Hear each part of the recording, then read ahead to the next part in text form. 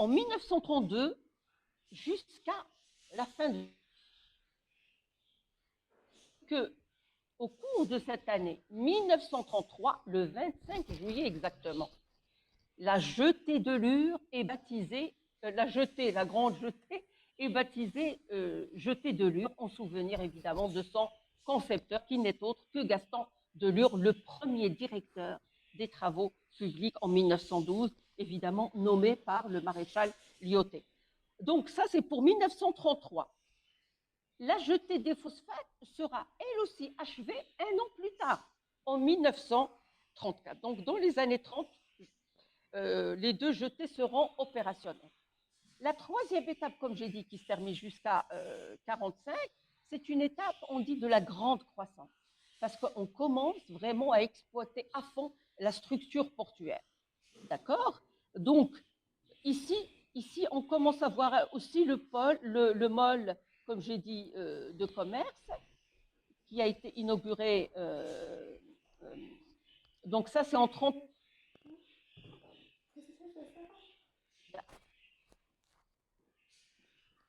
Là aussi, ce qui est intéressant, parce que, comme je vous ai dit, quand on parle d'un port, on parle de plusieurs fonctions. On a dit l'exportation des ressources naturelles du pays, en l'occurrence les phosphates, mais aussi on traite aussi en termes de passagers.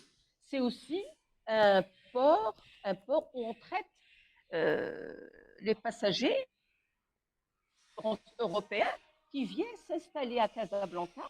Et ici, on a un traitement qui date de 38, donc de 1938, c'est-à-dire à la veille de la Seconde Guerre mondiale.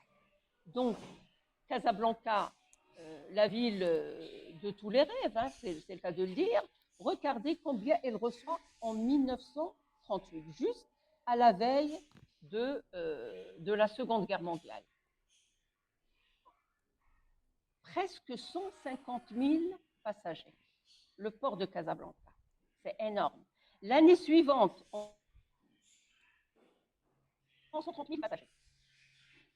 Et donc, au bout, si on comptabilise tous ces chiffres-là, on arrive quand même à un chiffre très, très important.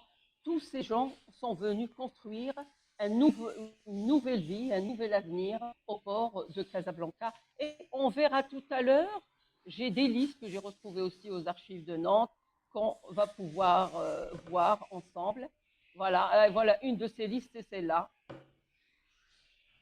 Alors, pour cette liste-là, attendez, j'arrive. C'est la liste, je pense, des réfugiés espagnols. Les réfugiés, voilà.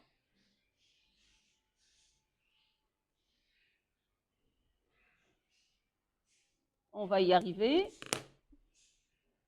Celle-là, une autre. Non, c'est celle-là. C'est bien celle-là. Alors, qu'est-ce qu'on a ici? Donc, la liste nominative des passagers français et étrangers embarqués janvier 1942 à bord du Serpia Pinto à destination de l'Amérique.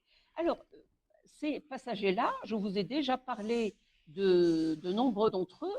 On a dit que la plupart se sont servis du port de Casablanca comme port d'escale. Donc, port d'escale pour fuir le nazisme. Parce que ici, ce que j'ai ici, c'est les noms des personnes qui ont fui l'Europe de l'Est, et l'Allemagne, la Pologne surtout, et l'Autriche. Ils ont fui Hitler et le nazisme, ils ont échappé au centre de torture, et ils ont trouvé refuge à Casablanca, partir ailleurs, en l'occurrence aux Amériques, que ce soit à New York, mais aussi à Cuba et au Mexique. Donc, on a ici leur nom, date de naissance, et puis leur statut. Là, ici, on voit pas, celui-là, il est autrichien, il est allemand, celui-là, il est apartheid, il n'a pas de nation, celle-là, elle est française, ainsi de suite. Donc, on a leurs origines, et puis, s'ils ont des enfants aussi, on voit aussi s'ils ont des enfants qui les accompagnent. En tout cas, ce sont des milliers de personnes qui sont passées par le port de Casablanca et qui ont trouvé refuge au Maroc avant d'être expédiées ou d'être redirigées vers d'autres latitude. Très bien. Donc, j'ai d'autres listes que je vais vous montrer. Donc, c'est la première liste. Là, on voit le